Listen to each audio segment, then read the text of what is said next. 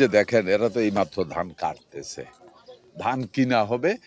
এই সরকার কৃষককে মনে প্রাণে বিশ্বাস করে। তারেক রহমানের সরকার, বিএনপি সরকার গণতন্ত্রের সরকার, এটা জনগণের দ্বারা নির্বাচিত সরকার। মনে প্রাণে আমরা বিশ্বাস করি। দেশের ৭৫% মানুষ কৃষক, আমি নিজেও একজন কৃষক। আমার ধানটা এরকম ফসলে আমি বুঝতাম যে কত কষ্ট, এই ধানটা এই পর্যায় পর্যন্ত নিয়ে আসতে বহুত কষ্ট। হ্যাঁ, সো এই সরকারের মূল সিদ্ধান্ত হলো, মূল নীতি হলো, মূল টার্গেট হলো কৃষকের অর্থনৈতিকভাবে স্বাবলম্বী করা। এবার আপনি বুঝছেন, উনি কইছে খাল, আমি কইছি সোলার। তার মানে আমরা অনেক অ্যাডভান্স চিন্তা করে বসে আছি।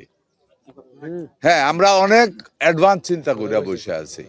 হ্যাঁ, আমরা আশা করি এই ধানগুলি উঠুক। এই যে দেখেন ওইখানে আপনি যাইয়া দেখেন, আমি তো বললাম এই সাতালগুলি কার, ওনারা বললো ওনাদেরই।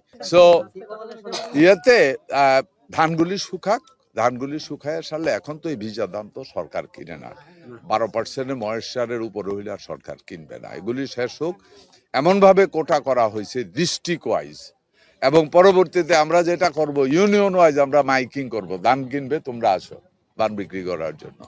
আমাদের মূল টার্গেট কৃষক, তার কৃষকের আমরা ন্যায্য মূল্য দিতে চাই। ক্লিয়ার?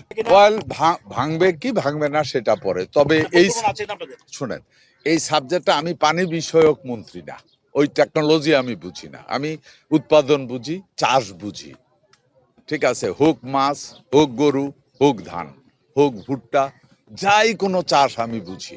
হ্যাঁ, ওইটা পানি মন্ত্রণালয়। বাট এরই মধ্যে একটা উচ্চ পর্যায়ে এই আপনি যে সমস্যাটা কথা বললেন, এটাকে নিয়ে একটা কমিটি গঠন করা হচ্ছে। ওনারা দেখছে কি করলে পরে এখানে এই যদি সমস্যার সৃষ্টি হয়, ওই সমস্যাটা কিভাবে সমাধান করা, একদম এক্সপার্টদেরকে দিয়ে এটা তৈরি একটা কমিটি গঠন করা।